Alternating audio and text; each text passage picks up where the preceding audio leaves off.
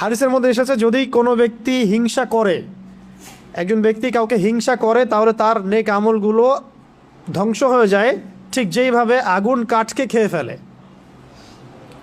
আগুন যেভাবে কাঠকে খেয়ে ফেলে, এইভাবে হিংসা নেক আমলকে খেয়ে ফেলে। তাই যখন কেউ হিংসা যদি কেউ করে ফেলি, আল্লাহ না করুক, আমাদেরকে আল্লাহ পাক এখান থেকে হেফাজত করেন, যদি কেউ করে ফেলে আপনি নিজেই বুঝতে পারবেন যে আপনার ভিতরটা জ্বলতেছে। এটা কিসের আগুনে জ্বলতেছে? হিংসার আগুনে জ্বলতেছে।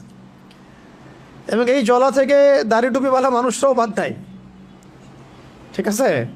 কোনো কোনো ক্ষেত্রে অগ্রগামীও হইতে পারে, বেশি জ্বলে। অনেকের বেশি জ্বলে না, বেশি জ্বলে। তো হিংসা থেকে বাঁচতে হবে। আরেকটা হচ্ছে, যদি কেউ আপনাকে হিংসা করে, আপনি হিংসা করেন না কাউকে, কিন্তু অন্যরা আপনাকে হিংসা করতেছে, এটার জন্য আপনি কখনোই গুনাহগার না, কিন্তু এই যে হিংসা আপনাকে করতেছে মানুষ, এটারও ইফেক্ট আপনার উপর আসতে পারে যদি আপনি প্রোটেক্টেড না থাকেন।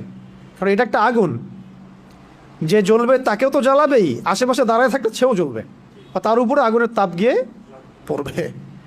অতএব ওই আগুনের তাপ থেকে বাঁচার জন্য ঢাল লাগবে। কি লাগবে? এই ঢাল বা সুরক্ষাই হচ্ছে আমাদের এই সূরাগুলা, দোয়াগুলা, আমাদের আজকারগুলা, আমাদের নামাজ, আমাদের তিলাওয়াত, এগুলো হচ্ছে আমাদের প্রোটেকশন। তাহলে এই হলো মূলত সূরা ফালাকের 5টা আয়াতের অর্থ। এই 5টা আয়াতে আমরা জানতে পারলাম যে আল্লাহ পাক আমাদেরকে বলেছেন, মানে নবীকে বলেছেন, মানে আমাদেরকে বলেছেন যে বলো আমি আশ্রয় প্রার্থনা করছি সকালে রবের নিকটে। সকালে রব কেন? যিনি সমস্ত অন্ধকার দূর করে দেন। মিন শাররি মা খালাক, তিনি যত কিছু সৃষ্টি করেছেন সমস্ত কিছুর ক্ষতি থেকে।